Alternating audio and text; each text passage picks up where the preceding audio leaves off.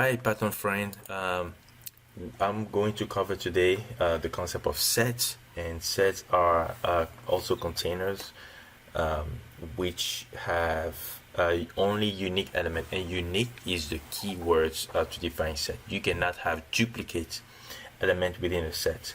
Let me just give you an example.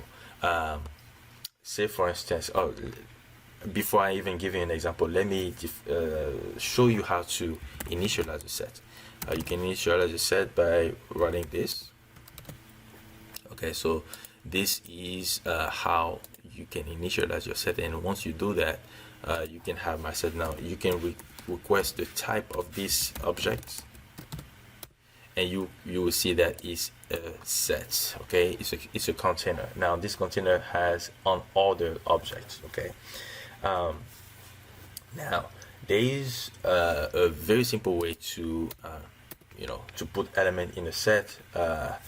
You can do my set equals, put the braces 2, 3, 4, and 5. That's one way of doing it, and you have your 2, 3, 4, 5 both on the braces. Another way of doing this is put my set equals sets. Now we haven't covered list yet, or if you have not seen a video about list, I highly recommend that you go through that course, because this data type is very important. So here, this is a list. A list is characterized by two of these signs, left and right, and you need to pass a list within this, otherwise it's not going to work. So doing that, you get the same answer. Okay, all right, so that's how you do this. And I had to make sure that you understand that you cannot pass duplicates in your sets, because if I do this, if I have two duplicates here, 4 and 5, right?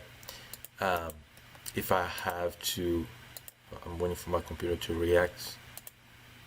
Something is going on there. Let me just, okay, sounds like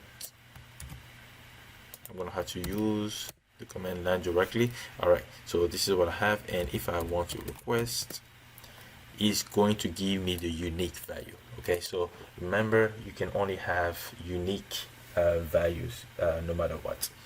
Okay, so let's learn now how to add element in a set.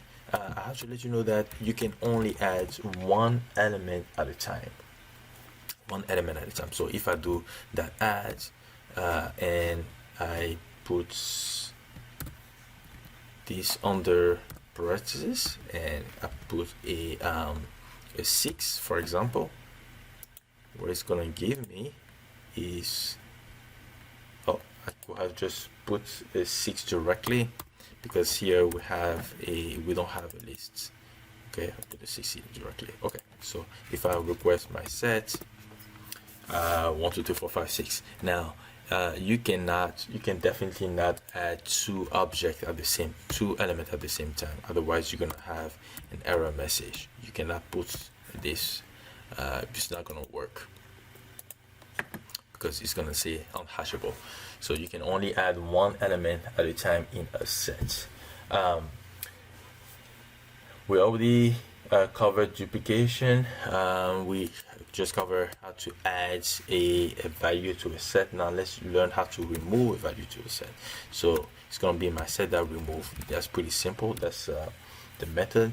And say for instance I want to remove the number 2. This is what I do. That remove, and my 2 is removed. Okay, now let's cover membership tests. There are sometimes, while coding, you want to test membership. You want to see if any element is within a set or not. So you can just type is 2 in my set. Is 2 in my set? That's your question, and then you have a boolean as a result. And if you haven't, if you don't know what booleans are, I highly recommend that you watch my YouTube video about booleans and operators. Okay, so how about 3? We can do the same thing with 3.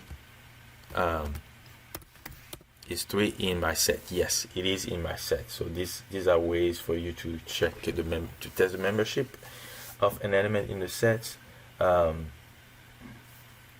Let's now look at the different operations that you can do with set. So there's union, there's intersection.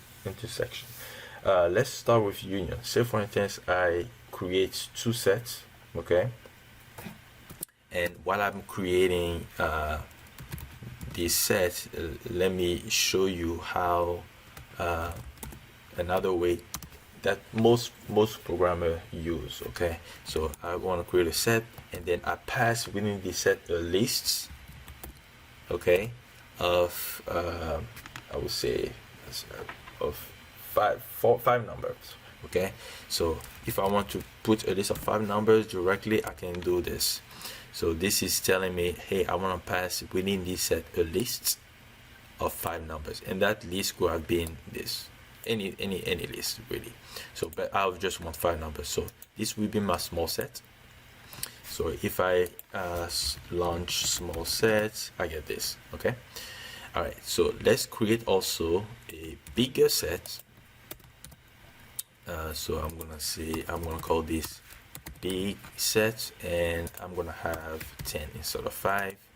So when I do this, you can see that my big set is big. All right, so I have 2 sets, a small set and a big set. Now let's create a union between both. So I can ask Python to give me the union, so in which case it's gonna be small sets, and this sign right here, big set. So you have to understand this, that any common elements between a small set and a big set will not be duplicated. It's going to give you the union between those 2 sets, but making sure that there's no duplication. So so you therefore gonna have all the numbers, and pretty much that makes sense if you have done in your math class union and intersection. You should be able to understand that. So union cover everything, but just one without duplicates.